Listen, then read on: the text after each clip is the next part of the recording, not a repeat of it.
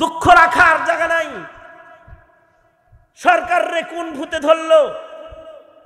যারা জাতির ঈমান নষ্ট করে তারা মুক্ত, আর যারা মুসলিম মিল্লাতের কলবের ভেতরে তাকওয়ার বীজ বপন করে তারা আজকে জেলখানায়, বন্দিশালায় মানবতার জীবন যাপন করে তাদের দিন আর রাত তারা কাটায়। কিন্তু আল্লাহ পাকের শুকর, আল্লাহ পাকের শুকর, নিজের চোখে দেখে এসেছি। হ্যাঁ, এই বন্দি আলেমদের কেউ কেউ নু'মান বিন সাবিতের মতো এক রাকাতে 10 পারা 20 পারা, একদিনে 10 পারা, 2 দিনে 20 পারা, একদিনে 15 পারা, কখনো কখনো 2.5 দিনে এক খতম কোরআন মজিদ তারা পড়ে ফেলায়। 1 বছরের সময়ের ফাসেলায় গায়ের হাফেজ হয়ে জেলে যায়, আর হাফিজুল কোরআন হয়ে জেলখানার বাইরে চলে আসে। এটা তাকওয়া আল্লাহর কারণে। আর আওয়াবিনের নামাজে 4 পারা 3 পারা 5 পারা তিলাওয়াত করে আল্লাহর ভয়ের কারণে। মা আবাদনাকা হাক্কা ইবাদাতিক ওয়া মা আরাফনাকা হাক্কা মারিফাতিক। আল্লাহর রাসূল সাল্লাল্লাহু আলাইহি ওয়াসাল্লাম মেরাজের সফর করে এসে বললেন যে সফরে কিছু আসমানে ফেরেশতাদেরকে নামাজের আকৃতিতে দেখে এসেছি। কিছু আছে রুকুর হালতে, কিছু আছে সেজদার হালতে, কিছু কওমার হালতে, কিছু জলসার হালতে। যারা যেই অবস্থায় আছে এই অবস্থায় তারা সৃষ্টির পর থেকে আছে, শেষ পর্যন্ত থাকবে। আল্লাহ পাকের নির্দেশে তারা সেজদা অবনত হয়েছে, নিজের ইচ্ছায় তারা মাথা তুলবে না। যারা রুকুতে আছে রুকুতেই তাদের সময় কেটে যাবে, কখনো তারা রুকুত থেকে মাথা উত্তোলন করবে না। এমনকি হযরত ইসরাফিল আলাইহিস সালাতু ওয়াস সালাম কবে সিংহায় ফুঁক দিবেন, যখন কিয়ামত হবে আর আল্লাহ তাআলা বাঁশি বাজাইতে নির্দেশ করবেন। কিন্তু হযরত ইসরাফিল তিনি এক পা সামনে এক পা পিছনে দিয়ে সিংহা মুখে নিয়ে ফুৎকার দেওয়ার পূর্ণ শক্তি মুখের কাছে এনে প্রস্তুত হয়ে সিংহা মুখে নিয়ে দাঁড়িয়ে আছেন। এর ভেতরে হযরত ইসরাফিলের এই ভাবনা কখনো আসবে না যে কিয়ামত তো এখনো অনেক দেরি আছে, ঈসা নবী আসে নাই, আগমন হয় নাই, তা আমি একটু আরাম করে আসি, প্রথম আকাশ থেকে ঘুরে আসি। এ ধরনের কোনো ইচ্ছা হযরত ইসরাফিলের আসবে না। জামাদাত নাবাতাত অন্যান্য মাখলুকাতের ভেতরেও এমন। যেমন সূর্য যেখান থেকে উদয় হইতেছে, যেখানে অস্ত যাইতেছে, আল্লাহর নির্ধারিত নির্বাচিত কক্ষপথে সৃষ্টির পর থেকে সে উদয় হইতেছে, ডুবে যাইতেছে। কোনদিন আল্লাহ পাকের নির্ধারিত পথের বাইরে যাওয়ার ইচ্ছা তার জাগ্রত হয় না, হবেও না। কোন গ্রহ তারা নিজের ইচ্ছায় নিজের অবস্থান থেকে অন্য অবস্থানে যাবে না। এমনকি প্রাণীজীবের ভেতরেও ইচ্ছা শক্তি দান করেছেন, কিন্তু নিজের ইচ্ছা বাস্তবায়নের শক্তিও দেন নাই। নিজের ইচ্ছা ব্যক্ত করার শক্তিও ওই প্রাণীকে আল্লাহ তাআলা দেন নাই। যেমন গরু ছাগল, ওদের ইচ্ছা আছে কিন্তু ইচ্ছা বাস্তবায়নের শক্তি নাই, ইচ্ছা ব্যক্ত করার শক্তিও ওদের আল্লাহ তাআলা দেন নাই। মনিব তাকে যে গাছের গোড়ায় সকাল বেলায় বেঁধে দেয়, বিকাল পর্যন্ত সেখানেই তাকে বসে থাকতে হয়। অথবা যদি মনিব তার স্তনের দুধ সব দহন করেও নিয়ে যায়, তার ইচ্ছা হয় তার বাচ্চাকে খাওয়ানোর, সে তার বাচ্চার দিকে তাকায়া চোখের পানি ফেলে। নিজের এই ইচ্ছা ব্যক্ত করার জবানও আল্লাহ তাআলা তাকে দেন নাই, এবং নিজের ইচ্ছা বাস্তবায়ন করার শক্তিও আল্লাহ তাআলা তাকে দেন নাই। ঘোড়া গাধা ওদের পিঠে বোঝা চড়াইয়া দিলে ওরা কখনো এটা বলে না কোমরে ব্যথা, হাই প্রেশার, এত বোঝা দিও না, পারবো না, নিতেই থাকে। নিজের ইচ্ছা বলার শক্তি নাই, নিজের কষ্ট বলার শক্তি নাই, নিজের ইচ্ছা বাস্তবায়ন করার শক্তি নাই। গরু গাড়ি টানতে টানতে তার ঘাড়ের চামড়া সব ছিলে গেছে, ঘাড়ের চামড়া ঝুলে পড়ে গেছে, এরপরেও তার মালিক তার গালে তার ঘাড়ে জল চড়াইয়া দিয়েছে। এটা বলার ক্ষমতা তার নাই, মনিব দেখেন না আমার ঘাটটা ছিলে মিলে গেছে, আমাকে আজকের হালটা না দিলে হয় না। এই ইচ্ছা, নিজের কষ্ট, নিজের এরাদা, এটা বলার ক্ষমতাও নাই। নিজের এরাদা বাস্তবায়ন করার ক্ষমতাও হাইওয়ানাতকে আল্লাহ তাআলা দেন নাই।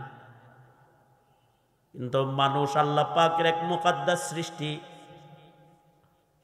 যাদেরকে আল্লাহ তাআলা ইখতিয়ার দান করেছেন, পাশাপাশি নিজের ইচ্ছাকে বাস্তবায়ন করার শক্তি দান করেছেন, নিজের ইচ্ছাকে ব্যক্ত করার ভাষা জবান দান করেছেন।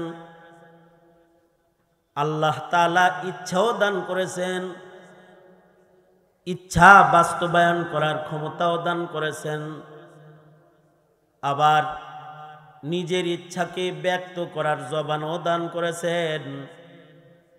এরপরেও যে মানুষ নিজের ইচ্ছাকে দমনকারী হয়ে যাবে, আল্লাহর ভয়ে আল্লাহর ইচ্ছাকে যে বাস্তবায়নকারী হয়ে যাবে, আল্লাহ তাআলা তাকে সাধারণ জায়গায় রাখবেন না, কষ্টের দোজখে তাকে ফেলবেন না। ওয়া আম্মা মান খাফা মাকামা রাব্বিহি ওয়া নাহান নাফসা আনিল হাওয়া ফাইন্নাল জান্নাতা হিয়াল মাওয়া। যারা নিজের ইচ্ছাকে জলাঞ্জলি দিবে, আল্লাহর মাকামকে, আল্লাহ পাকের শান সহ আল্লাহকে যারা ভয় করবে, তাদের আল্লাহ তাআলা মেজবান হয়ে তাদের জান্নাতের মেহমান বানাবে। অনন্ত অসীমকাল তাদের থাকার জন্য চির সুখের জান্নাত আল্লাহ তাআলা উপঢৌকন হিসেবে এই মানুষটাকে আল্লাহ তাআলা দান করবে। কারণ সে নিজের ইচ্ছা বাস্তবায়ন করে নাই, রবের ইচ্ছাকে তার হায়াতে বাস্তবায়ন করেছে। অথচ তাকে নিজের ইচ্ছা বাস্তবায়নের শক্তিও আল্লাহ তাআলা দান করেছেন এবং তাকে নিজের ইচ্ছা ব্যক্ত করার শক্তিও দান করেছেন। এই কারণেই পৃথিবীতে এমন মানুষ পাওয়া যায় যারা সারা জিন্দেগি রবের ইচ্ছাই বাস্তবায়ন করে যায়। নবীগণ সারা জিন্দেগি রবের ইচ্ছাই বাস্তবায়ন করে যায়। সিদ্দিকগণ সারা জনম নিজের ইচ্ছা জলাঞ্জলি দিয়ে আল্লাহর ইচ্ছাই বাস্তবায়ন করে যায়। শহীদগণ নিজের বাঁচার খাহেশকে কোরবানি দিয়া আল্লাহর ইচ্ছায় নিজের জীবনটাও বিতরণ করে যায়। আবেদগণ নিজের ইচ্ছাকে কোরবানি দিয়া আল্লাহর ইচ্ছায় রাত দিন ইবাদতের মুসল্লায় দাঁড়ায় কাটায় দেয়। তবে মানুষের ভিতরে নিকৃষ্ট মানুষ তারা, যারা নিজের ইচ্ছাকে বাস্তবায়ন করে যায়। কেউ কেউ আছে সারা জনম আল্লাহ পাকের নাফরমানি করে যায়, মুশরিক থেকে যায়। কেউ কেউ আছে তার রাত দিন তার রবের খেলাফ চইলা নিজের ইচ্ছা বাস্তবায়ন করে যায়। এমনকি নিজের ইচ্ছা বাস্তবায়ন করার স্লোগান বানায়, আমার দেহ আমি দেব, যারে খুশি তারে দেব,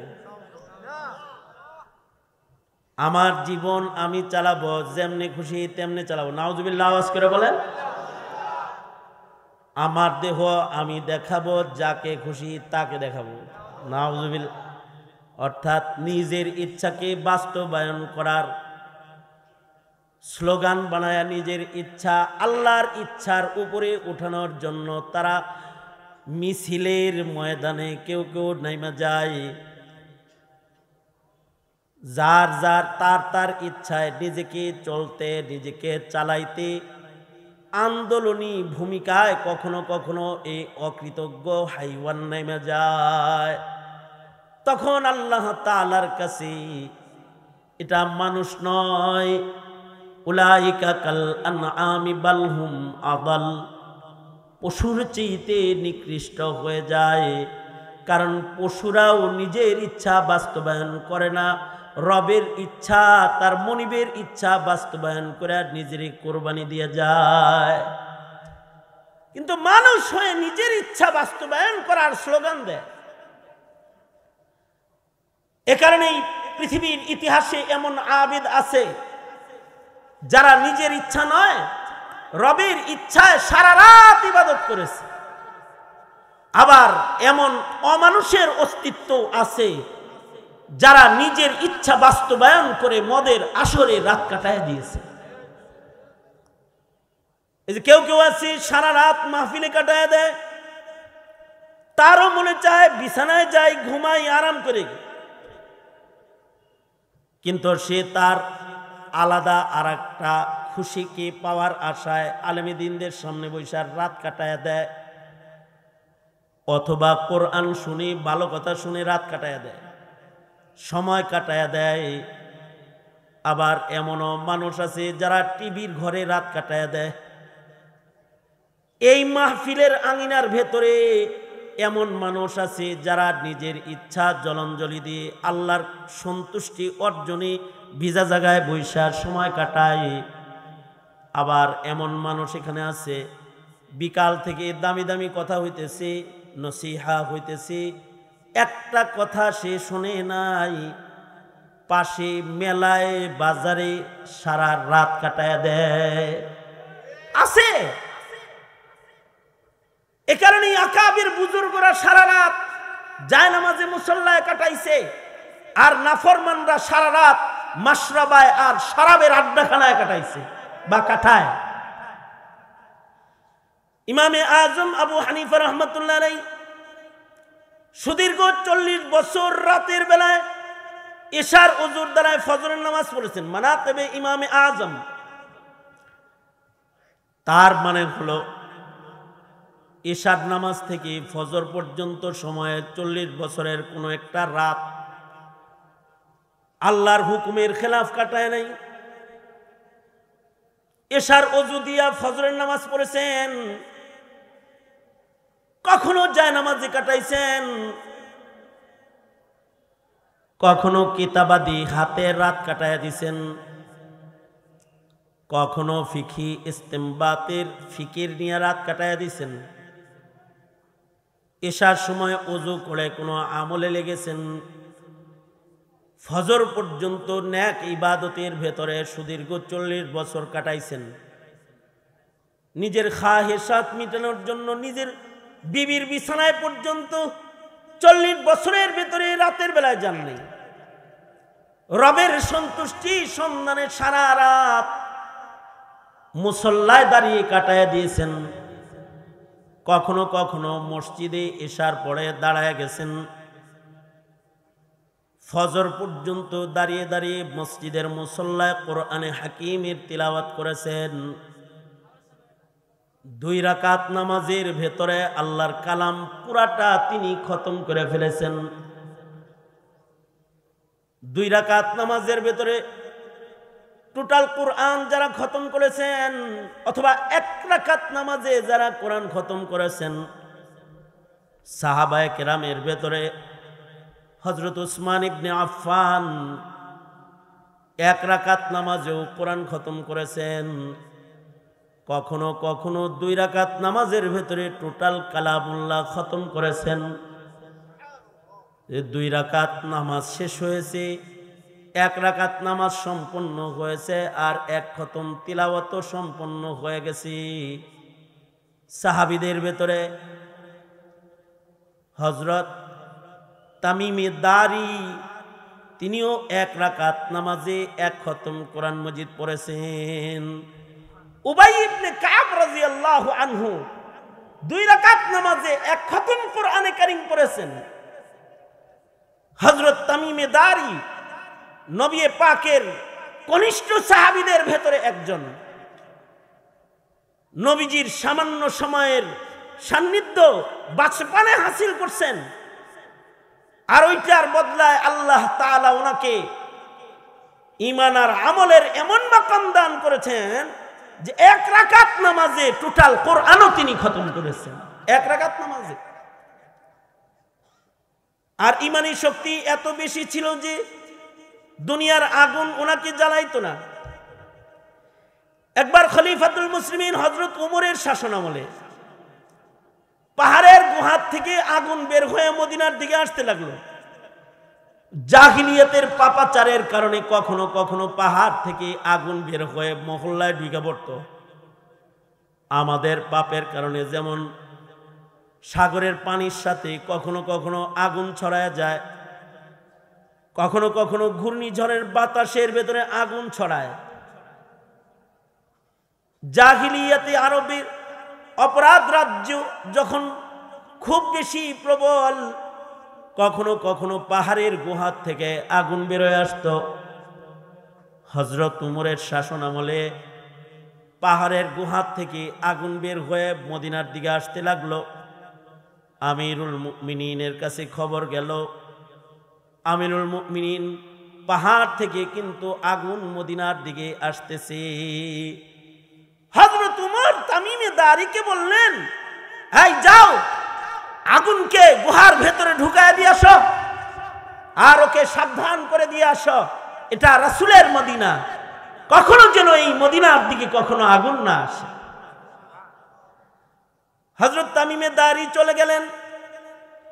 আশ্চর্য, মানুষ যেমন মানুষের ধাক্কা দেয়, উনি আগুনের সামনে যায় দাঁড়ায় গেলেন, আগুনের ধাক্কা মারলেন, আগুনকে চপাটাঘাত করলেন, আগুনের শাসন করে বললেন, খুতবা দিলেন ওখানে দাঁড়ায়, আর বললেন, যাও এটা নবীর শহর মদিনা, এটার হুদুদ আছে, এটার এরিয়া আছে, এখানে যে সে ঢুকতে পারে না, এখানে নবী পাকের জিসমে আতহার আছে, যাও বেরিয়ে যাও, চলে যাও, গুহার ভিতরে ঢুকে যাও। এমন ভাবে উনি খুতবা দিলেন আর এমন ভাবে আগুনকে উনি শাসন করলেন যে আগুন পেছনের দিকে যাইতে লাগলো। শেষ পর্যন্ত আগুন গুহার ভেতরে ঢুকে গেল। তামিমে দারি তিনি আগুনকে শাসন করতে করতে গুহার ভেতরে ঢুকায় দিলেন। একজন মানুষের ঈমানী শক্তি এতটাই যে আগুনকে ধাক্কায়া থাপড়ায়া পিছনে দিয়ে দেয়। এমনি হয় নাই, নিজেকে যখন আল্লাহকে দিয়ে দিছে তো মাল্লাহুল মাওলা ফালাহুল কুল, তখন তার হাতের ভেতরেও আল্লাহ তাআলা আলাদা শক্তি দান করেছেন। আল্লাহর কিছু বান্দা আছে যাদের চোখে, যাদের কানে, যাদের হাতে, যাদের পায়ে আলাদা শক্তি দেওয়া হয়। হাত্তা কুনতু সামাহু আল্লাযী ইয়াসমাউ বিহি, তাদের কান পাওয়ারফুল হয়, চোখ পাওয়ারফুল হয়, তাদের হাত পাওয়ারফুল হয়। যেমন হযরত উমরের চোখ পাওয়ারফুল, জবান পাওয়ারফুল, এতটাই শক্তিশালী চোখ, যেই চোখ দিয়া তিনি মসজিদে নববীর মিম্বরে দাঁড়ায়া দাঁড়ায়া সেই শত শত মাইল দূরে দেখে হযরত সারিয়াকে দেখে এবং ডাকে, ইয়া সারিয়া আল জাবাল, পাহাড়ের পিছনে শত্রু আছে, ওইদিকে তাকাও। আর মুখের পাওয়ার এত বেশি যে হযরত উমরের বসিরত তো এত বেশি যে মসজিদের মিম্বরে দাঁড়ায় দেখে, আর জবানের পাওয়ার এত বেশি যে মসজিদের মিম্বরে দাঁড়ায় হযরত সারিয়াকে ডাকে, আর হযরত সারিয়ার কানের ভেতরে পাওয়ার এত বেশি যে হযরত উমরের ডাক শোনে। আল্লাহু আকবার বলেন। আমাদেরটাও হাত, আমাদেরটাও কান, আমাদেরটাও মুখ, আমাদেরও জবান, কিন্তু তাদের মুখের মূল্য ছিল, মুখের দাম ছিল। তাদের মুখের ডাক শত শত মাইল দূরে যায়, তাদের বসিরাত শত শত মাইল দূরে দেখে, তাদের মুখের আওয়াজ শত শত মাইল দূরে যুদ্ধারত যোদ্ধার কানে চলে যায়। হযরত সারিয়াকে জিজ্ঞেস করা হয়, সারিয়া, জুমার দিনে খুতবার মাঝখানে হযরত উমর খলিফাতুল মুসলিমিন তোমারে ডাকলো, শুনছিলানি? হযরত সারিয়া বলেন, খোদার কসম আমিরুল মুমিনিন যদি ডাক না দিত তাহলে পরাজয় ছাড়া কোনো রাস্তা ছিল না। আমিরুল মুমিনিন ডাকলেন, যুদ্ধের কাফেলা ঘুরাইলাম, সৈন্যদেরকে নিয়ে আলাদা আক্রমণের পথে আক্রমণ করলাম, বিজয়ের মালা পেলাম, মদিনায় ফেরত আসলাম। তাছাড়া সবগুলার শাহাদাত বরণ করা লাগতো। তার মানে চোখের পাওয়ার আলাদা, হাতের পাওয়ার আলাদা। এটা তাকওয়ার কারণে, গুনাহমুক্ত জীবনের কারণে তাদের মুখের পাওয়ার, তাদের হাতের পাওয়ার, তাদের চোখের পাওয়ার। আমাদের চোখে পাওয়ার নাই, আমাদের হাতে পাওয়ার নাই, আমাদের মুখে পাওয়ার নাই, কিন্তু কিছু বান্দার মুখের পাওয়ার। লাউ আকসামা আলাল্লাহি লা আবাররাহ, তারা যদি কোনো কসম খায় আল্লাহ তাআলা তাদের কসম পুরা করেন। তারা যদি কিছু চায় আল্লাহ তাআলা সেটা তাদের দান করেন। তারা যদি কোনো দোয়া করে আল্লাহ তাআলা তাদের দোয়া পুরা করেন। এইটাও তাদের ওই আল্লাহ পাকের মাকাম, যেমন তেমন ভীতি হৃদয়ে থাকার কারণে তাদের এই শক্তি, তাদের এই মহাশক্তি অর্জন হয়েছে। দুই সাহাবী যুদ্ধের ময়দানে ঢুকতেছেন, সাদ ইবনে আবি ওয়াক্কাস, আব্দুল্লাহ ইবনে জাহাশ। যুদ্ধে যাওয়ার আগে দুইজনে কয়, আসো যুদ্ধে ঢুইকা পড়বো, কিছু দোয়া করে ফেলাই। দাওয়াত ও তাবলীগের ভাইদেরকে দেখবেন গাছতে বের হওয়ার আগে দোয়া করে, কারণ ওই সময় দোয়া কবুল হয়। মুজাহিদরা বলে, যুদ্ধে যাবো, আসো দোয়া করি, আমাদের দোয়া কবুল হবে। তবে আমি দোয়া করব, আমার দোয়া তোমারে শুনতে দিব না, তুমি আমিন বলবা। আর তুমি দোয়া করবা মনে মনে, তোমার দোয়া আমি শুনবো না, আমি শুধু আমিন বলবো। তুমি মুজাহিদ, আমার দোয়া কবুল হওয়ার জন্য তোমার আমিনটাকে সাহায্য হিসাবে নেব, আর তোমার দোয়া কবুল হওয়ার জন্য আমি আমিন বলে সাহায্য করব। তো দুই সাহাবী দোয়া করলেন। আব্দুল্লাহ ইবনে জাহাশ, সাদ ইবনে আবি ওয়াক্কাস দুইজন যুদ্ধের ময়দানে ঢুকতেছেন। ঢোকার আগ দিয়ে বলে, ভাই একে অপরের দোয়া করলাম, দুইজনে আমিন বললাম। কি দোয়ায় আমিন বললাম একটু শুনতে মনে চায়। আপনি কি দোয়া করেছেন? আমি যে আমিন বললাম। আর আমি কি দোয়া করেছি আপনি আমিন বললেন, একটু শুনলে ভালো হইতো না? আর দেখা হইব কিনা জানা নাই। সাদ ইবনে আবি ওয়াক্কাস বলে, আমি মনে মনে দোয়া করেছি, যেটাই তুমি আমিন বলেছো আমি দোয়া করেছি, হে আল্লাহ, আমি যুদ্ধের ময়দানে ঢুকবার লাগছি, বড় সড় গনিমতওয়ালা একটা মুশরিক আমার সামনে খাড়া করে দিও, আর আমার কুওয়াত শক্তি এত বাড়ায় দিও, মহাপাহলোয়ানকে যেন আমি এক কবে দ্বিখণ্ডিত করে ফেলতে পারি, আর গাজীর মালাটা যেন গলায় আসে। গরিব শরীফ কাউরে দিও না, ধনী একটারে সামনে দিও, যেন গনিমতের মালও বেশি পাই, নিজেও উপকৃত হব, মদিনার দরিদ্র যারা তারাও আমার দ্বারাই উপকৃত হবে, আর ইসলামের বিজয়ের ডঙ্কা বাজবে। আমি এই দোয়া করেছি, তুমি আমার এই দোয়ায় আমিন বলছো।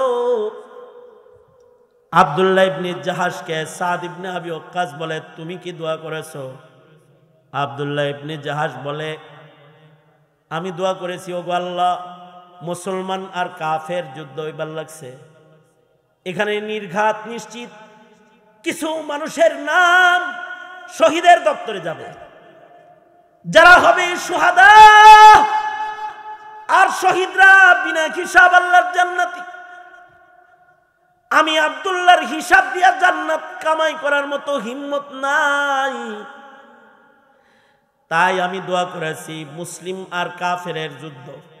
আল্লাহ গো, যাদের তুমি শহীদ হিসাবে কবুল করছো, গ্রহণ করছো, তাদের লিস্টের ভেতরে আমার নাম উঠাইয়া দিও দয়া করে, আমি যেন শহীদ হইয়া যাই, বিনা হিসাব জান্নাতে যাওয়ার একটা ব্যবস্থা যেন আমার হয়ে যায়, আমার রক্তটা যেন তোমার দিনের জন্য প্রবাহিত হয়ে যায়। ওগো আল্লাহ, সাধারণ শহীদ আমাকে বানায়ো না, আমাকে একটা অসাধারণ শহীদ বানাইবা, কারণ আমি তোমাকে ভয় পাই। তোমার আদালতে অঙ্গ প্রত্যঙ্গ লইয়া আদালতে কিবরিয়ায় দাঁড়াইতে আমি ভয় পাই, কারণ বিচারের দিনে হাত পা কথা বলবে, গায়ের চামড়া কথা বলবে, মুখে আল্লাহ তাআলা মোহর মারবে, আল ইয়াউমা নাখতিমু আলা আফওয়াহিহিম, এ মুখে মোহর হবে, এ হাত কথা কবে, এ পা কথা কবে, এ চোখ কান চামড়া শুদ্ধা কথা বলবে বিচারের আদালতে।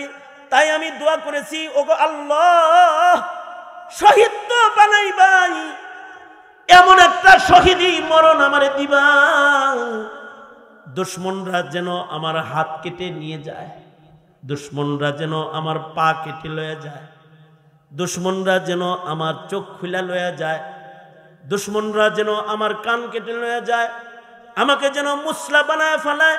হাসরের মাঠে আল্লাহর আদালতে দাঁড়ানোর সময় আমার বিপক্ষে কথা বলার মতো কোনো অঙ্গ যেন আমার দেহে না রয়, কারণ আমি আল্লাহ পাকের মাকামকে ভয় পাই। ওয়া আম্মা মান খাফা মাকাম রাব্বিহি ওয়া নাহান নাফসা আনিল হাওয়া ফাইন্নাল জান্নাতা হিয়াল মাওয়া ওয়া লিমান খাফা মাকাম রাব্বিহি জান্নাতান ওয়া লিমান খাফা মাকাম রাব্বিহি জান্নাতান। আল্লাহর মাকাম অনুযায়ী যারা আল্লাহকে ভয় করবে তাদের আল্লাহ তাআলা একটা জান্নাত নয়, ডবল জান্নাত দান করবে। আমার অঙ্গগুলো যেন আল্লাহর সামনে কথা না কইতে পারে, আল্লাহকে কত ভয় পায়। বাস দোয়া আমি এটা করেছি, আর আপনি আমার দোয়ায় আমিন বলেছেন। দুজন যুদ্ধের ময়দানে ঢুকে পড়ছে, উহুদ যুদ্ধ শেষ হয়ে গেছে। সাদ ইবনে আবি ওয়াক্কাস ঠিকই গাজী হয়ে মালামাল গনিমত লয়ে মদিনায় আসছে। মুখের কথা যেমনি বলছে তেমনি আল্লাহ নিয়ে নিছে। হযরত সাদ ইবনে আবি ওয়াক্কাস কাঁদতেন আর বলতেন, হায় রে কি লস করলাম, আব্দুল্লাহ ইবনে জাহাশের মতো একটা দোয়া যদি করতাম। ঠিকই তো উহুদের মাঠে যারা মুসলা শাহাদাত বরণ করেছে, যেমন সাইয়্যিদুশ শুহাদা আমির হামজা মুসলা শহীদদের অন্যতম একজন, কাফেররা যার হাত পা নাক কান কেটে মুসলা বানায় ফেলেছে। এমনকি হিন্দা হযরত আমির হামজার নাক কান কাটা টুকরাকে হাতের বালা পায়ের নুপুর বানায়া বিদ্বেষের নাচার গান উহুদের ময়দানে সে গেয়েছে। বিদ্বেষের প্রচুর হালাত, শক্ত হালাত তাকে এমন হিংস্র করেছে যে হযরত আমির হামজার বুকের উপরে বৈশা সিনাটা ফাইরা সাইয়্যিদুশ শুহাদার কলিজা বাইর কইরা দেহ থেকে আলাদা করে ফেলেছে। চিবায়া চিবায়া বিদ্বেষের কারণে সাইয়্যিদুশ শুহাদার কলিজা খাইছে। এক মর্মান্তিক শাহাদাত, মুসলা শাহাদাত। এই মুসলা শহীদদের যে কয়েক সে যে আল্লাহর কাছ থেকে বিনা হিসাব জান্নাতের দরজা খুইলা তারপরে দুনিয়া থেকে চলে গেছে। মুখের কথা মুখ দিয়া বাইর করছে, সে দুআ কবুল হয়ে গেছে। আত্মসমালোচনা হলো, ১৫০ কোটি মুসলমান বসবাস করি আমরা বাংলায় এবং সারা দুনিয়ায়। ৯০% মুসলমানের দেশ বাংলাদেশ, সারা দুনিয়ায় ১৫০ কোটি মুসলমান। কেমন যেন আমাদের দোয়াও কবুল হয় না, আমাদের চোখও দেখতে পায় না। হযরত উমর ভাইয়ের পেছনে শত্রু এটা দেখেছেন, আর আমরা খুব কাছে থেকে ফিলিস্তিনিদের রক্ত নিয়ে যারা হোলি খেলা খেলছে তাদের দেখি না। তাদের জুলুম, আমাদের জুলমের অত্যাচারের দৃশ্য আমাদের চোখে আসে না, অথবা তাদের আর্তনাদ আর কান্না আমাদের কানে আসে না, অথবা আমাদের দোয়া তাদের হকে কবুল মঞ্জুর এখন আর হয় না। কেন? কারণ তো এটাই যে আমরা আর খোদা ভীতি ওইরকম লালন পালন করি না যতটুকুন খোদা ভীতি যতটুকুন খোদা ভীতি লালন পালন করলে নিজের নফসানিয়তকে কাবু করা যায় এবং আল্লাহ পাকের ইচ্ছাকে বাস্তবায়ন করা যায়, আমরা অতটুকুন আর করি না। কিন্তু একটা জমানা ছিল, যেই জমানায় দোয়া যেমন হইছে হুবহু তেমন কবুল হইছে। আর আমরা এখন কুনুতে নাজিলা পড়ি, আমাদের কুনুতে নাজিলাও কবুল হয় না। আমরা নামাজরত দোয়া করি, কিন্তু আমাদের দোয়া কবুল হয় না। আর তারা এমনি দোয়া করলে সেটা কবুল হয়ে গেছে। ইমাম তাবরানী রহমাতুল্লাহি আলাইহি আদ-দুআ কিতাবের ভেতরে লিখেছেন, আল্লামা খারায়েতি মাকারিমুল আখলাক কিতাবের ভেতরে লিখেছেন যে আগের জমানার মুমিনরা যা দোয়া করত তাও কবুল হয়ে যেত। অস্বাভাবিক কায়দায় আল্লাহ তাআলা আল্লাহর নিয়মকে পরিবর্তন কইরাও বান্দার মুখের কথাকে আল্লাহ তাআলা বাস্তবায়ন করত। উনি লিখেছেন যে আমিরুল মুমিনিন হযরত ওমর বসে রইছেন, আর এক বাপ বেটা হযরত আমিরুল মুমিনিন ওমরের সামনে আসছে। আল্লামা খারায়েতি মাকারিমুল আখলাক লিখেছেন, আর ইমাম তাবরানী উনি আদ-দুআ কিতাবে লিখেছেন যে হযরত ওমরের সামনে বাপ বেটা বসে রইছে, দেখতে সেম সেম কপি। হযরত ওমর বললেন, তোমাদের মতো আজব বাবা আর বাপ সন্তান আমি জীবনে দেখিনি। তোমরা আশ্চর্য পিতা পুত্র, তোমরা বাপ বেটা হুবহু ফটোকপি। এমন বাপ বেটা জীবনে কোনোদিন আমি দেখি নাই। বাপে কয় আমিরুল মুমিনিন, আমগর বাপ বেটার মিল দেখলেন, আর কিছু শুনবেন না? ইন্না হাদাল গোলাম লাহু কিসসাতুন আজীবাতুন, আমার এই সন্তানের আশ্চর্য একটা কিচ্ছা আছে। কি আজব কিচ্ছা আছে? আমার সন্তান যখন বিবির পেটে 6 মাস 7 মাস, ঠিক ওই সময় আমার কানে হাইয়া আলাল জিহাদ, জিহাদের আজান চলে আসলো। মন তো চায় আমার বিবি বাচ্চার স্বার্থে যুদ্ধে না যাই, কারণ গর্ভবতী মহিলা সন্তান পেটে বিবির, তারে রাইখা যুদ্ধে যাবো, কি হালত আমার হবে, কি হালত তাদের হবে। কিন্তু আল্লাহর ভয় সব কিছুকে ফেলে আমাকে যুদ্ধের ময়দানে বেরিয়ে যেতে বাধ্য করলো। আল্লাহর ভয়, আমি ডাল তরবারি লইয়া যুদ্ধে রওনা করলাম। বিবি আমার সামনে দাঁড়ায় বলে, কই যান? বাচ্চাটার কি হালতে রেখে যান? আপনি কোথায় চলে যান? আমি আমার বিবিকে বললাম, আল্লাহর ডাকে যাই। আর বিবির পেটে হাত দিয়ে বললাম, কোনো চিন্তা বাচ্চা নিয়ে করো না। ইন্নী আস্তাউদিউল্লাহ মা ফি বাতনিক, তোমার পেটে যা আছে এটারে আল্লাহর হাওয়ালা করে রেখে গেলাম। তোমার পেটে যে বাচ্চাটা আছে তাকে আল্লাহর জিম্মা দিয়ে গেলাম জায়গা। বিবি রাস্তা ছেড়ে দিছে, খুশি হয়ে গেছে। মুজাহিদের দুআ তার নসিব হয়েছে, আমার পথ ছেড়ে দিছে, আমি যুদ্ধের ময়দানে চলে গেছি। আমি যুদ্ধে দীর্ঘদিন যুদ্ধের ময়দানে যুদ্ধ করতেছি। হঠাৎ করে খবর পেলাম আমার যে বিবিটাকে বাচ্চা পেটে আমি রেখে আসছি, আমার বিবির ইন্তেকাল হয়ে গেছে, ওয়াফাত হয়ে গেছে। এবং এমন অবস্থায় ওয়াফাত হয়েছে, এমন অবস্থায় তার ইন্তেকাল হয়েছে যে তার বাচ্চা প্রসব হয় নাই, বাচ্চা বিবির পেটে আছে, আর আমার বিবির ইন্তেকাল হয়ে গেছে। মাসআলা মাফিক আমার বাচ্চা সহ আমার বিবিকে কবরে রাখছে মানুষ, বাচ্চা সহ আমার বিবিকে দাফন করা হয়ে গেছে। আমি যুদ্ধ শেষ করে বাড়িতে আসছি, মহল্লার লোকেরা বলে, এই আমরা তো ডরে ভয়ে তোর বিবির কবরের কাছে যাই না, কি লেগা আমার বিবির কবরের কাছে যান না? রাতের গভীরে তোর বিবির কবর আগুন দিয়া ভুইরা যায়, আগুন জ্বলে, দূর থেকে আগুন দেখা যায়। লোকটা বলে, আমি আশ্চর্যান্বিত হইলাম, কারণ আমার বিবিটা এমন বিবিরাই খাটছি আমি, আবেদা সালেহা কানেতা জাহেদা মুমিনা আশিকা, একটা জান্নাতি রমণীর যত গুণ, সব নওয়াফিল ইবাদত বন্দেগীর গুণ আমার বিবির ভিতরে আছে। অধিক পরিমাণে রোজা, অধিক পরিমাণে নফল নামাজ, অধিক আল্লাহ পাকের গোলামির আদত আমার বিবির ভেতরে আছে। বিবিরে আমি ঘরে রেখে আসছি। মুত্তাকিয়া একটা বিবি আমার, পাশাপাশি আমার বিবির ওয়াফাত হয়েছে এমন অবস্থায় যে তার পেটের ভেতরে হইল বাচ্চা। পেটে সন্তান লয়ে যদি কোনো নারীর মৃত্যু হয়, এটা হুকমান শহীদি মরণ হয়। শহীদের কবরে আবার আগুন জ্বলে কেমনে আমার বুঝে আসতেছিল না।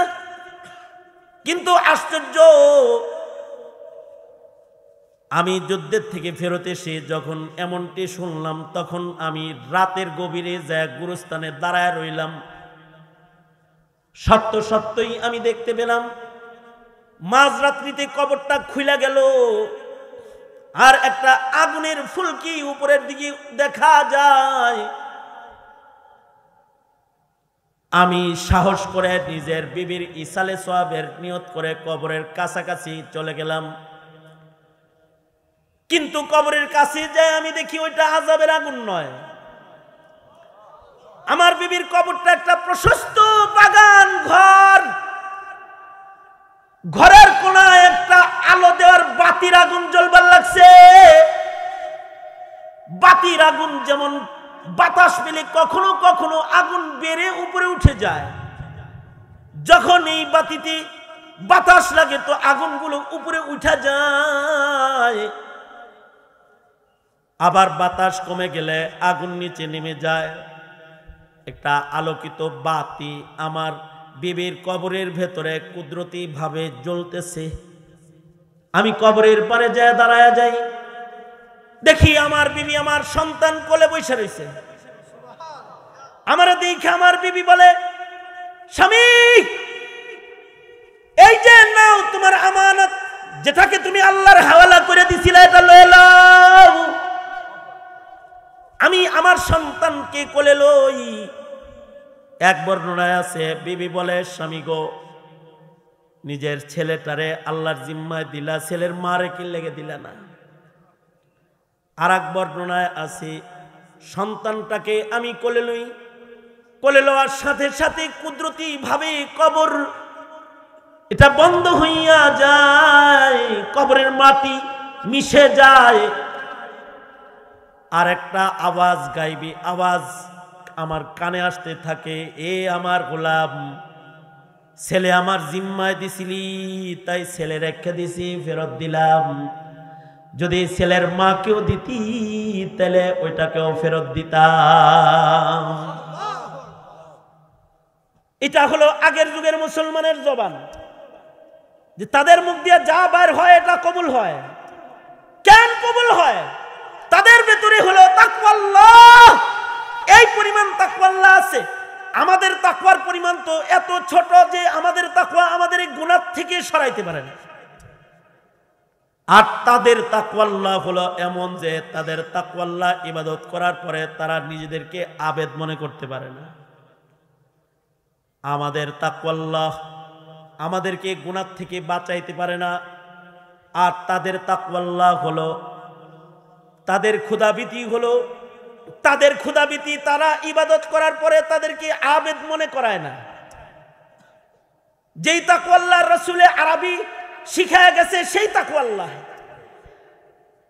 আল্লাহর রাসূল সাল্লাল্লাহু আলাইহি ওয়াসাল্লাম যেই তাকওয়ার তালিম দিয়েছেন, আল্লাহর রাসূল সাল্লাল্লাহু আলাইহি সাল্লামের কোনো গুনাহ নাই, কোন নবীর কোনো গুনাহ নাই। তারপরও আল্লাহর রাসূল তাকওয়ার আধিক্যতার কারণে প্রতিদিন 100 বার করে ইস্তেগফার করছেন।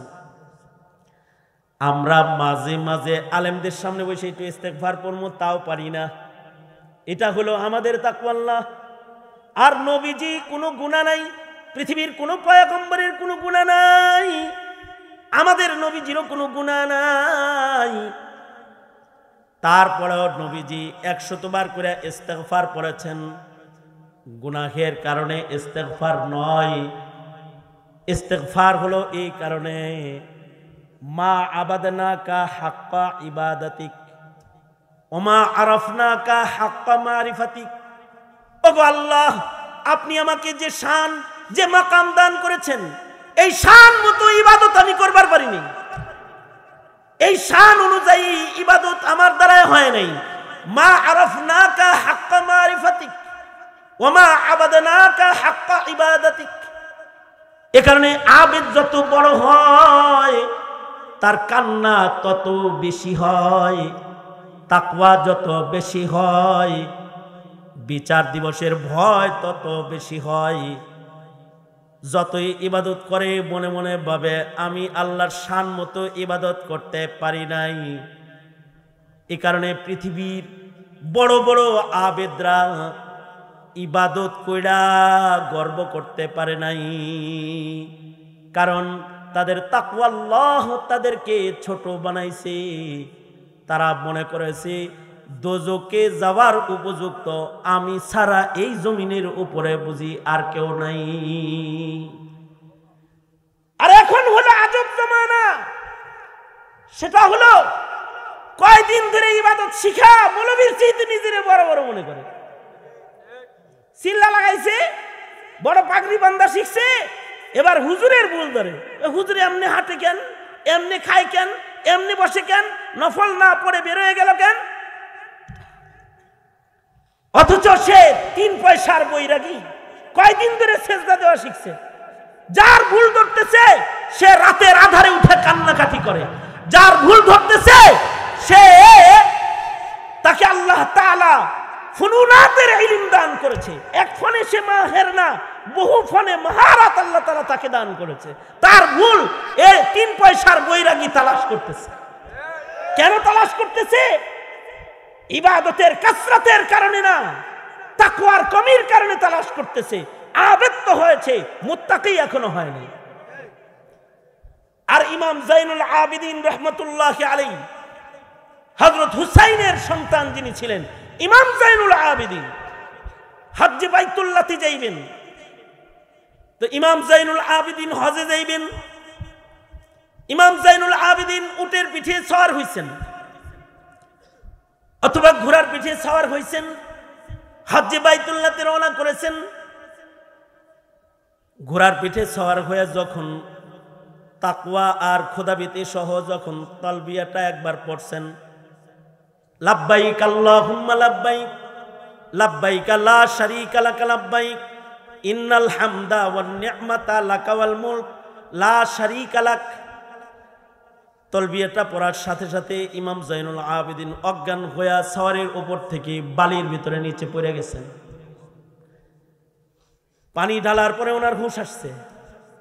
হুঁশ আসার পরে লোকেরা বলে কি পেরেশানি, ঘর বাড়ি আওলাদ ফরজন্দ ছাইরা হজে যাইতেছেন, খুশির কারবার যে আপনার দ্বারা বাইতুল্লাহর তওয়াফের হক আদায় হবে, আপনার দ্বারা মুলতাজমের হাজিরি নসিব হবে, আপনার দ্বারা আরাফার ময়দানে বান্দা আর রব একাকার হালত কায়েম হবে, আপনি মিনা আরাফা মুজদালিফায় হাজিরা দিবেন, সফা মারওয়ার শাআর আপনি দৌড়াদৌড়ি করবেন, হাজারুল আসওয়াদ চুম্বর করবেন, তো গুনাহ জোরে পড়ে যাবে।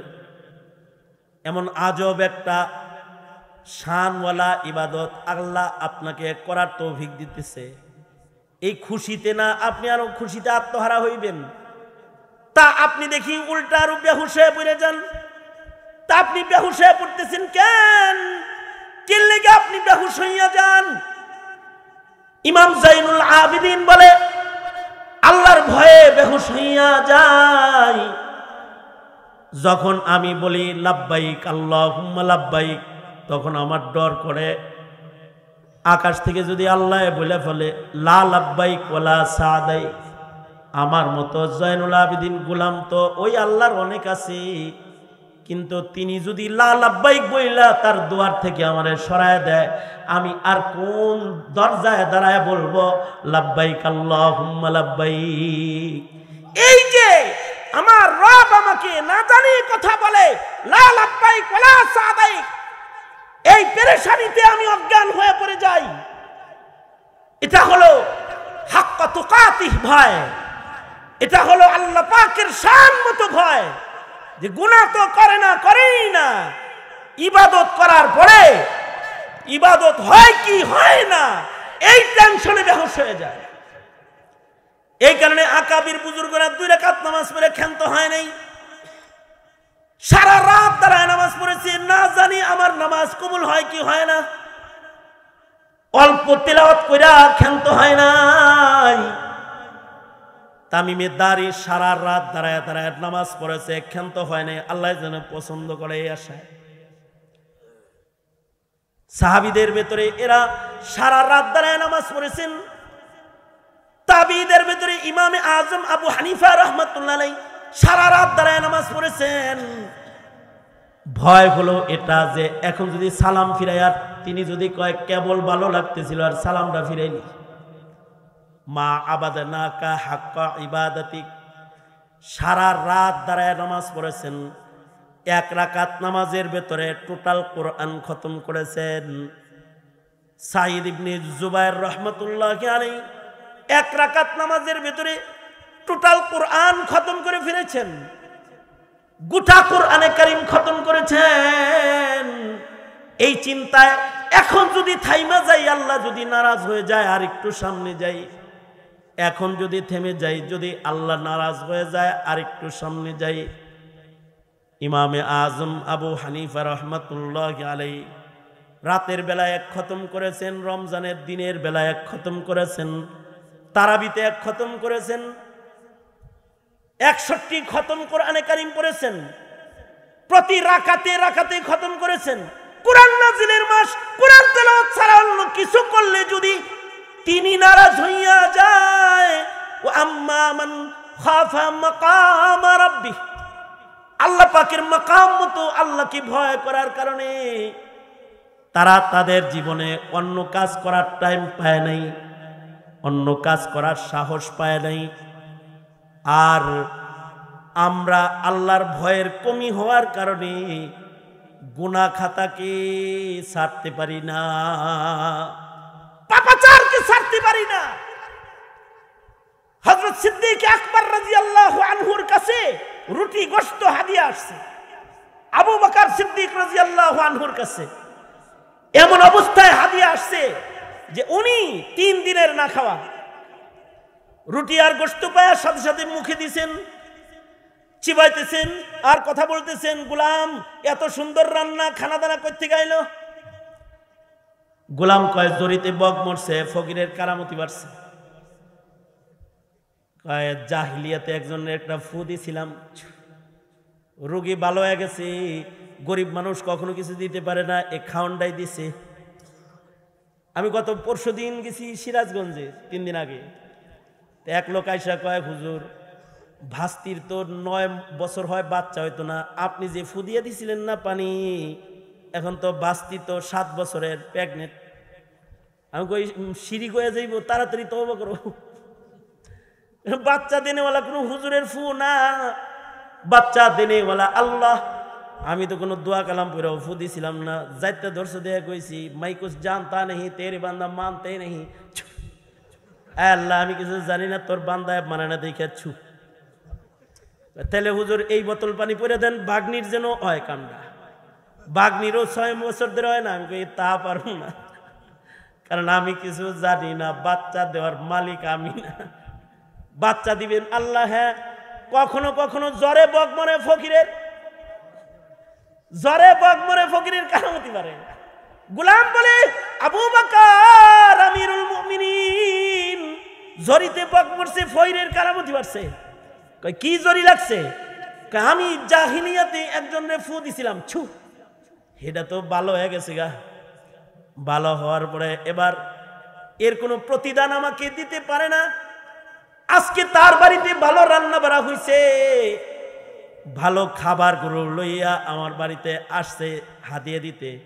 আর কয় ওই যে যারে চিকিৎসা করছিলেন আমি, সে আপনি চিকিৎসা না করলে তো খাইতেই পারতাম না, পেটের বিমারি ছিল, আপনার ফুতেই তো ভালো হয়েছি। এই যে নেন খানা পিনা, এই কয় জরিতে বগ মরছে, ফইরের কারামতি বাড়ছে, সেই হাদিয়ার খানাটা আমার কাছে আইছে, আমি আপনার কাছে আনছি।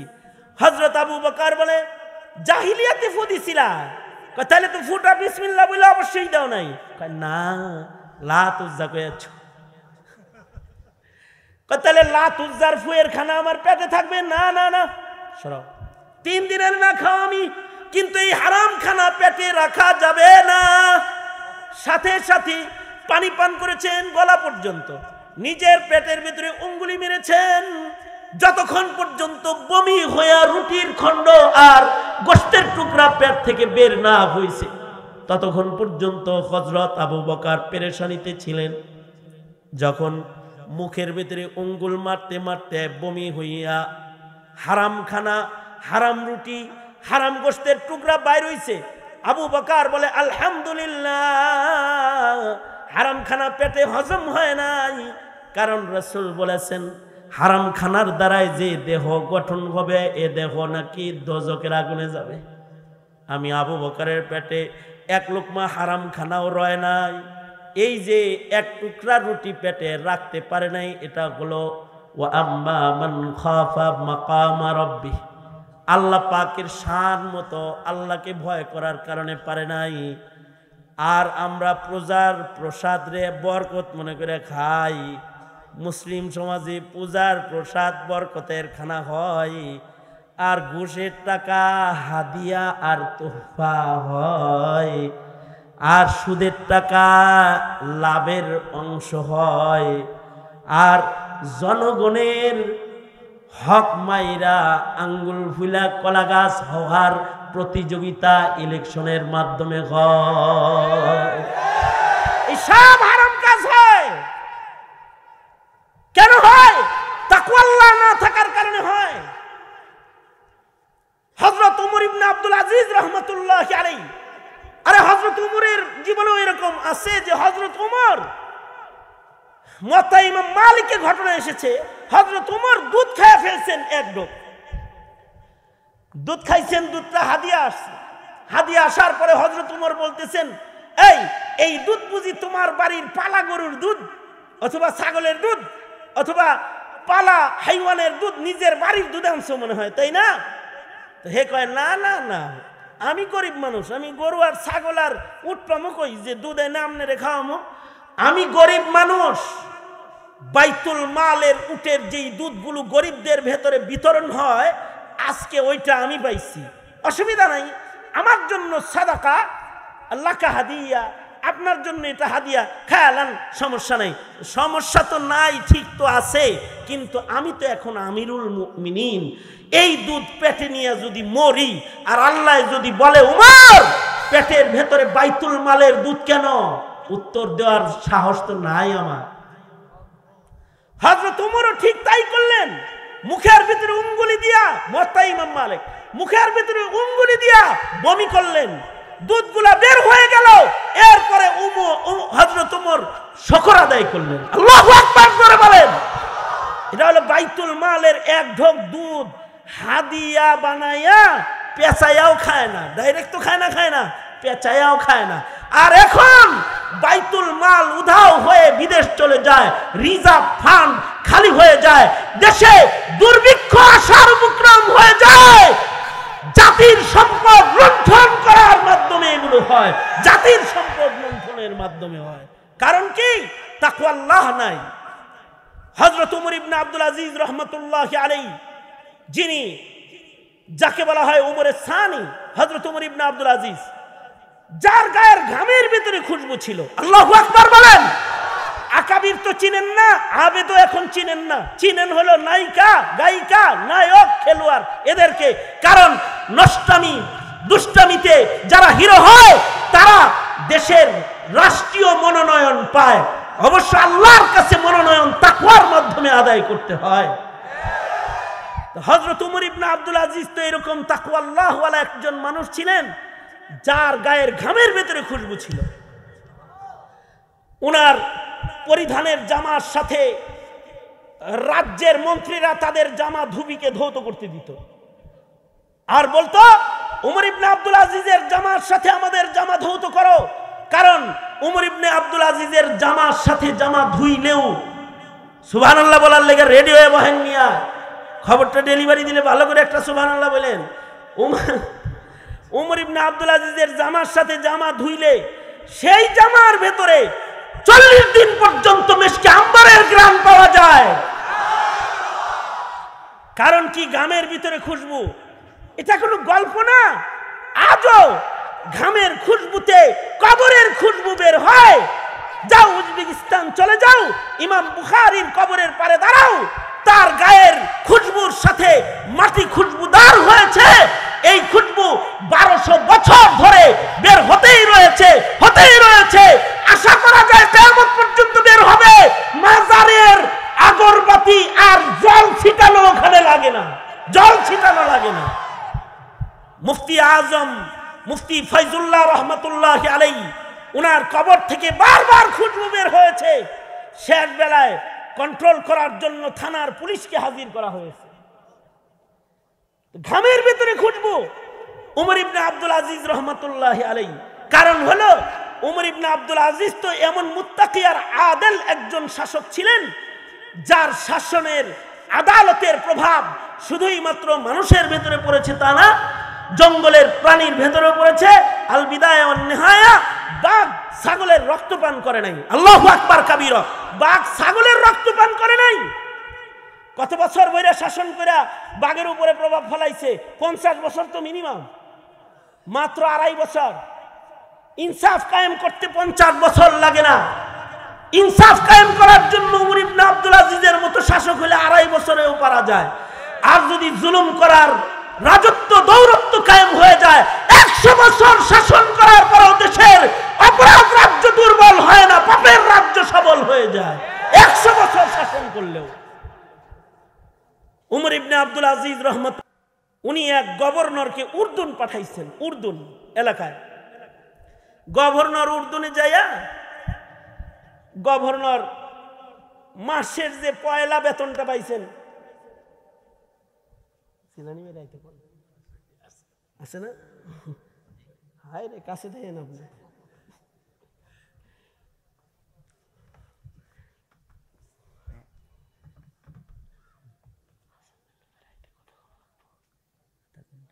হ্যাঁ,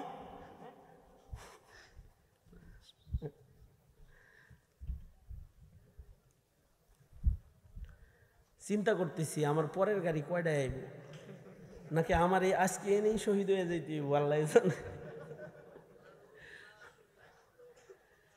হ্যাঁ, দোনাহাত উপরে তোলেন, সোজা করেন, নাড়াচাড়া দেন দেখি, একটা তাকবীর দেন। নারায়ে তাকবীর, নারায়ে তাকবীর, নারায়ে তাকবীর। হাত নামান।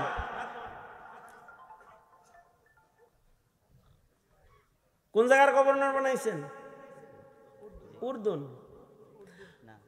গভর্নর পয়লা মাসের বেতন পাওয়ার পরে চিন্তা করলো, আমগর দেশে যেমন চেয়ারম্যান হওয়ার পরে এমপির বাড়িতে হাদিয়া পাঠায়,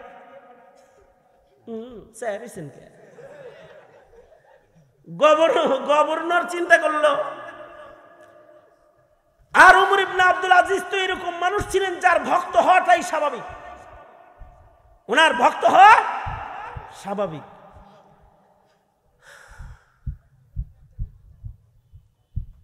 উমর ইবনে আব্দুল আজিজ রহমতুল্লাহ আলাইহি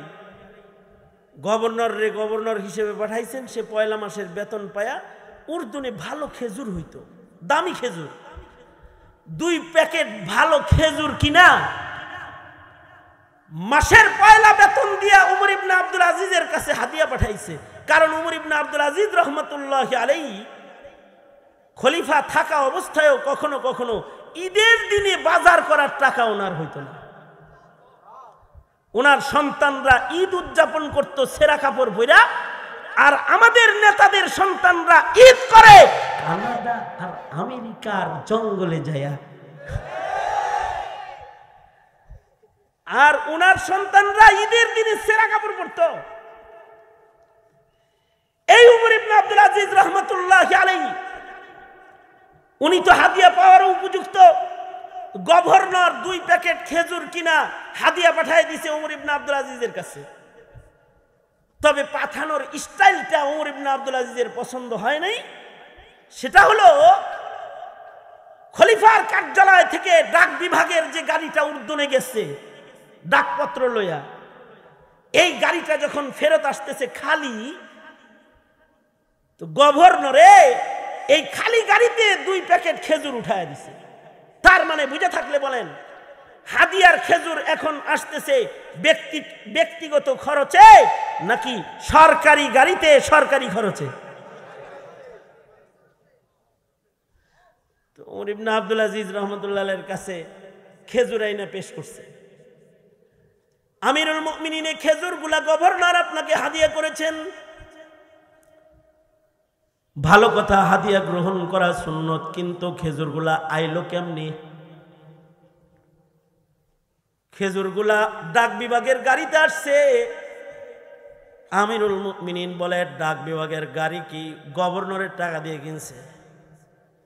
না, সরকারি টাকার গাড়ি।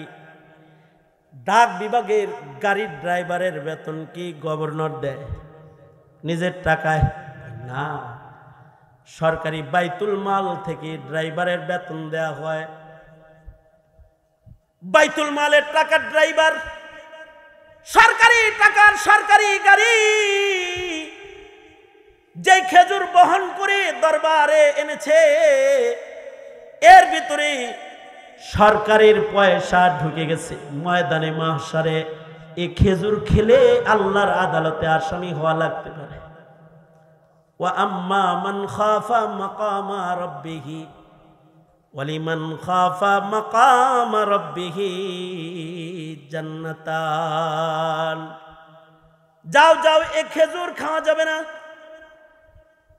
নিজের খাদেমকে বললেন, খাদেম রে, এই খেজুরগুলা বাজারে লইয়া যাও, এই খেজুরগুলাকে বাজারে নিয়ে বিক্রি করে দাও, আর বিক্রির পরে যে টাকাটা হবে টাকাটা বাইতুল মালে জমা করে দাও। কারণ বাইতুল মালের গাড়ি ড্রাইভারের পিঠে চড়ে এটা দরবারে এসেছে। ওমর ইবনে আব্দুল আজিজ আল্লাহর কাছে আসামি হইতে পারবে না। যাও, বাইতুল মালে খেজুর বিক্রি করে টাকা জমা করে দাও। ওমর ইবনে আব্দুল আজিজ রহমতুল্লাহের ভাতিজা মালদার, উনি এই দৃশ্য তাকায় তাকায় দেখতেছে। খাদেম যখন খেজুর প্যাকেট 2টা লইয়া বাজারে যায়, ভাতিজা বলে, এই খেজুর আমি কিনলাম, বাজারে যাবি দাম ওঠানোর জন্য, যা দাম হয় সেটা আমার কাছ থেকে লয়ে যাবি। খাদেম বাজারে যায়, দর উঠাইল 13 টাকা। আশা কয়, দাম উঠাইছে এক প্যাকেট 13 টাকা। ওমর ইবনে আব্দুল আজিজের ভাতিজা বলে, 14 টাকা দিলাম, খেজুর আমাকে দাও। 14 দুগুণে 28 টাকা বাইতুল মালে জমা করে দাও।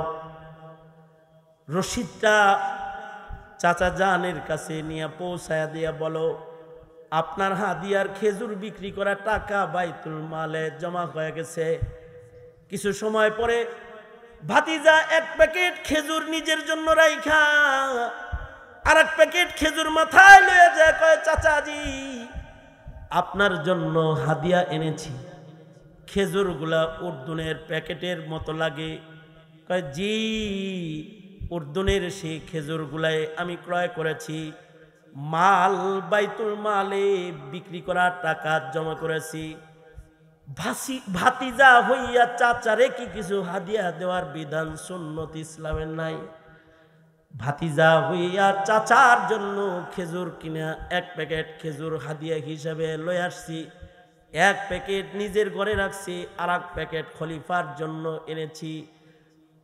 মেহেরবানি করে আমিরুল মুমিনিন খেজুরগুলাকে গ্রহণ করুন, হাদিয়া কবুল করে নবীর সুন্নতের আমল করুন। ওমর ইবনে আব্দুল আজিজ হাত বানায় বলে, এবার এই খেজুর আব্দুল আজিজের, ওমর ইবনে আব্দুল আজিজের খাওয়ার উপযুক্ত হয়েছে। দাও দাও, এবার হাদিয়ার সাথে কোনো সরকারি টাকা নাই। এই রকম খলিফা যদি বর্তমানে পাওয়া যাইত, তাহলে রাজস্ব গায়েব হইতো না, রিজার্ভ ফান্ড হারায় যাইত না। কারণ হলো তাকওয়াল্লাহ নাই, আল্লাহর ভয় আমাদের ভেতরে নাই। এখন তো নেতা হয় আঙ্গুল ফুলে কলা গাছে ওর আশা।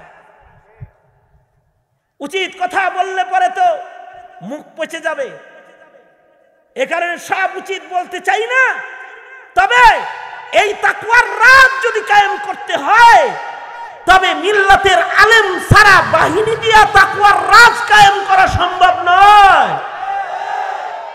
দুঃখ রাখার জায়গা নাই। সরকার রে কোন ভূতে ধরলো? যারা জাতির ঈমান নষ্ট করে তারা মুক্ত, আর যারা মুসলিম মিল্লাতের কলবের ভেতরে তাকওয়ার বীজ বপন করে তারা আজকে জেলখানায়, বন্দিশালায় মানবতার জীবন যাপন করে তাদের দিন আর রাত তারা কাটায়। কিন্তু আল্লাহ পাকের শুকর, আল্লাহ পাকের শুকর, নিজের চোখে দেখে এসেছি। হ্যাঁ, এই বন্দি আলেমদের কেউ কেউ নু'মান বিন সাবিতের মতো এক রাকাতে 10 পারা 20 পারা, একদিনে 10 পারা, 2 দিনে 20 পারা, একদিনে 15 পারা, কখনো কখনো 2.5 দিনে এক খতম কোরআন মজিদ তারা পড়ে ফেলায়। 1 বছরের সময়ের ফাসেলায় গায়ের হাফেজ হয়ে জেলে যায়, আর হাফিজুল কোরআন হয়ে জেলখানার বাইরে চলে আসে। এটা তাকওয়া আল্লাহর কারণে। আর আওয়াবিনের নামাজে 4 পারা, 3 পারা, 5 পারা তিলাওয়াত করে আল্লাহর ভয়ের কারণে। মা আবাদনাকা হাক্কা ইবাদাতিক ওয়া মা আরাফনাকা হাক্কা মারিফাতিক। আর এই যে কাফেলাটা, এই কাফেলা গঠন করার জন্য এই জমিনে আকাবিরে উলামায়ে দেওবন্দ মাদারিসে কওমিয়ার বীজ বপন করেছেন। যেই মাদারিসে কওমিয়ার মাধ্যমে রাত জেগে মুত্তাকি কাফেলার ইবাদতের ধারাবাহিকতা জমিনে চালু থাকবে কিয়ামত পর্যন্ত। যারা জাতির নোংরা সিনাকে আবাদ করে, সিনার ভেতর থেকে বহুত্ববাদকে বের করে একত্ববাদের বীজ বপন করবে, ভণ্ডামি, নষ্টামি, মেধা মানসিকতাকে দূর করে ইবাদতের মানসিকতায় মুমিনের তাকওয়ার জীবন যারা গঠন করবে, এই কাফেলা প্রস্তুত করার জন্য জমিনে আমাদের বাপ দাদারা কায়েম করেছেন মাদারিসে কওমিয়া। যেই মাদারিসে কওমিয়ার অবদান লক্ষ লক্ষ হাফিজে কোরআন, যে মাদারিসে কওমিয়ার অবদান লক্ষ লক্ষ মুহাদ্দিসদের জামাত, যে মাদারিসে কওমিয়ার অবদান লক্ষ লক্ষ মুফতি হযরত, যে মাদারিসে কওমিয়ার অবদান মুজাহিদে মিল্লাত, মিল্লাতের মুজাহিদের কাফেলা যারা হবে দিনের পাহারাদার, যারা হবে জাতির হৃদয় ঝাড়ু দেওয়ার জন্য একনিষ্ঠ কর্মী। মনে রাখবে হে জাতি, এই মাদ্রাসা যদি না থাকে, তাকওয়ার বীজ বপন করার, চাষাবাদ করার লাঙ্গল তো থাকবে না, থাকবে নাই। কদিন পরে তোমার মসজিদে আজান দেওয়ার মুয়াজ্জিন খুঁজে পাবে না, তোমার জানাজা পড়ানোর ইমাম তুমি তালাশ করে পাবে না, তোমার সন্তানের ঈমানকে গলা টিপে মুশরিকরা হত্যা করবে। কোনটা ঈমান আর কোনটা বেঈমান সুস্পষ্ট করার মতো জবান তোমরা তালাশ করে পাবে না। যেদিন মাদারিসে কওমিয়া থাকবে না, দ্বীনের এই খুশবু বাণী জমিনের উপরেও থাকবে না। সঙ্গত কারণে শামসুল ইসলাম জিলানী ভাই আকাবিরদের মেহনত চালু করার জন্য যে মাদ্রাসা এখানে বুনিয়াদ গেড়েছেন, এই মাদ্রাসা এটা কোনো তেজারতের জায়গা নয়, এটা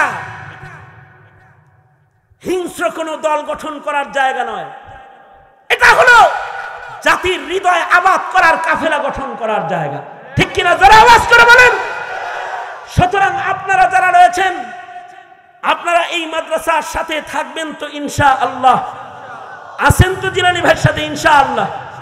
আল্লাহ তাআলা আপনাদেরকে কবুল আর মঞ্জুর করুক। আওয়াজ করে বলেন আমিন। আরো যারা আওয়াজ করে বলেন আমিন।